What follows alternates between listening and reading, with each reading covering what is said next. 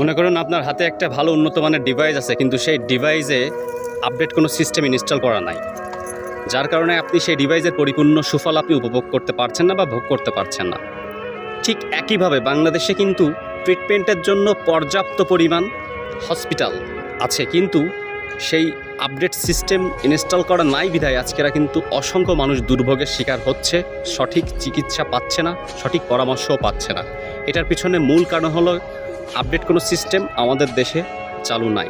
প্রতিনিয়ত মানুষ বিভিন্ন সমস্যায় ভুগছে। তার মধ্যে বলতে পারেন একটা গর্ভবতী মহিলা, বাংলাদেশের 70% গর্ভবতী মহিলা সে হসপিটালে যাওয়ার পরেই তার জন্য সিজারের ব্যবস্থা থাকে, যেটা একটা অসুস্থ প্রক্রিয়া। বাংলাদেশ থেকে উন্নত দেশ অথবা বাংলাদেশ থেকে অনুন্নত দেশ কোনো দেশেই দেখবে না বাংলাদেশের মতো ঢালাওভাবে সিজারের জন্য প্রস্তুতি নিতে বলে মেয়েদের।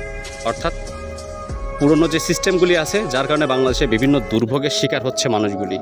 সেই ক্ষেত্রে আমি বলবো এই সমস্ত পুরনো চিন্তা থেকে বেরিয়ে এসে আমাদের আপডেট হতে হবে এবং সবাইকে সঠিক সেবার আওতায় আনতে হবে।